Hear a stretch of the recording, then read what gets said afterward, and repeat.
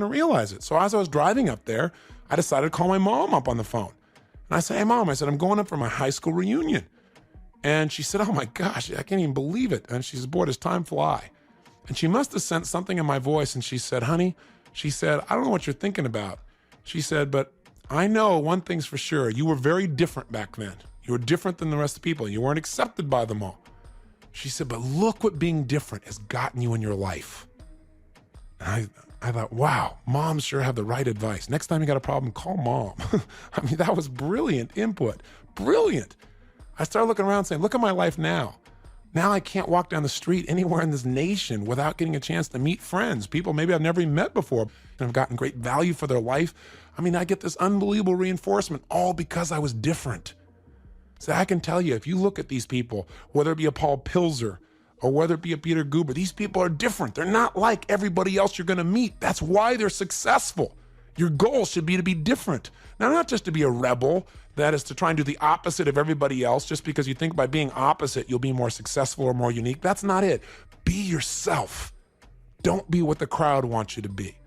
Don't bend just because everyone else around you wants to remake you in their mold.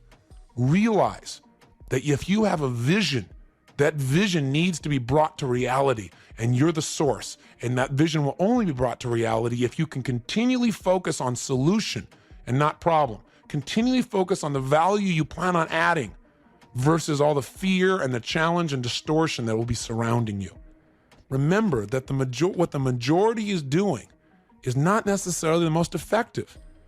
You know, even Thomas Jefferson talked about the tyranny of the majority, that we have to be very careful. Just because the majority of people think something or believe something does not mean it is best. Some people say, well, I don't go with the crowd. I'm much smarter than that. I only do what experts tell me to do. Hey, listen, experts are a crowd too. They're often educated in the same way through some of the same systems. So of course they're going to come up with the same answer, the same results. How about the medical profession? Great people, phenomenal people who busted their tail their whole life to try to help individuals, but they've all been educated by the same system. And obviously it's not working too well. One out of three are dying of one disease and 1 out of 2 out of another.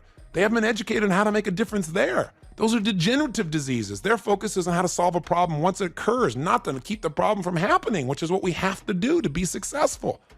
Plus, some of the solutions that they've been given, they've been taught to give. They don't have time to test and understand every single drug. Experts told them this was the best drug for the job. Look at those things that we've accepted. One of the most common drugs given to mothers, pregnant mothers, was Benedictine, designed to take care of the morning sickness.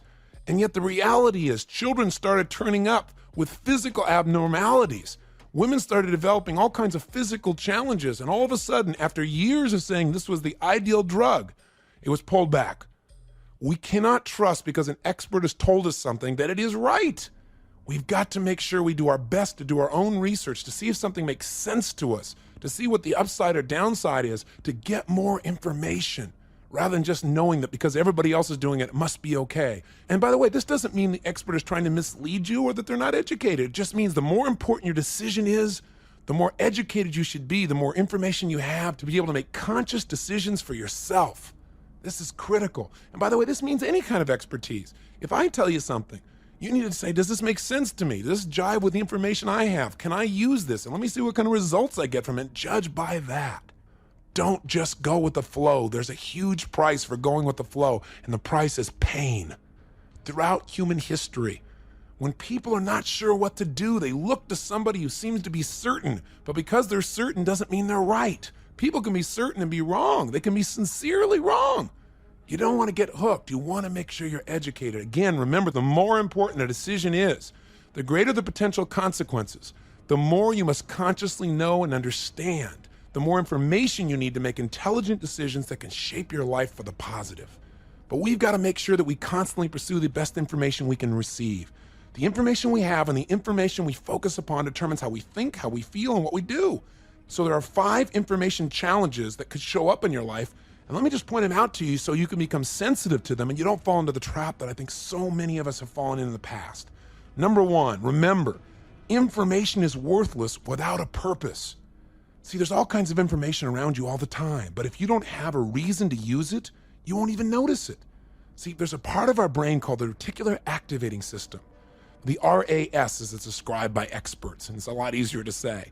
That part of your brain, the RAS, is constantly determining what information that you're receiving from the world is significant enough for you to notice and to evaluate. In other words, right now, as you're listening to my voice, you might be in your car. How many things could you be noticing inside the car, inside your body? Your heart beating really fast, the blood rushing from one section to another, certain pressure on different parts of your body. You could also be noticing things outside, like the person in front of you, which I hope a part of you is paying attention to right now. If you're at home, you could be looking at different things. You could be hearing different things. You could be smelling different things. There's so much information available, but your RAS determines what is significant enough for you to evaluate. If suddenly in your car, someone started coming from the other side of the road over, your brain says that's significant, and you'd have to figure a way to respond quickly. The problem is if your RAS isn't sensitized to notice certain things, it just goes by because your brain can only focus on so many things consciously at a time. Whenever you make it clear to your brain that something is important, it's significant, it has a purpose in your life, then you start noticing it everywhere. The classic example that I've given so many times is when you suddenly buy a new car or you buy a new outfit, and then all of a sudden what happens? Everywhere you turn, you see this car all of a sudden. Everywhere you turn, you see an outfit like this outfit. What's happened? Those cars were always around you. Those outfits were always around you. But by letting your brain know this is significant, now anytime that information is nearby, your brain becomes consciously aware of it. That's what happens when you set a goal. When you tell your brain, this is what's really important to me, you start noticing anything that can get you to that goal more quickly. You got to constantly ask yourself, what's your purpose? What do you want to accomplish in your business, in your life, in your relationships?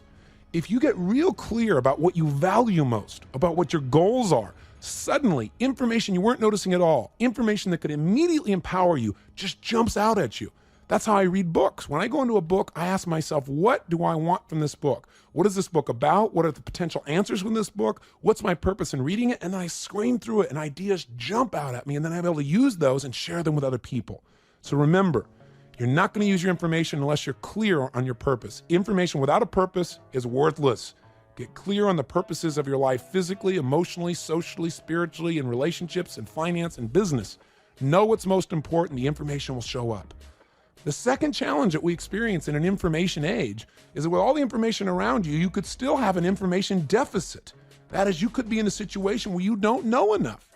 Now, a lot of people are so frustrated with the flow of information, the massive amount of information that comes across their desk or into their mailbox or into their life, that they've given up. A lot of people have rationalized it by saying, ignorance is bliss. Ignorance is not bliss. Ignorance is pain. Ignorance is poverty. Ignorance means frustration. I don't care whether it be in the financial world or in the relationship world or in the parenting world or in business. What you don't know will hurt you. You've got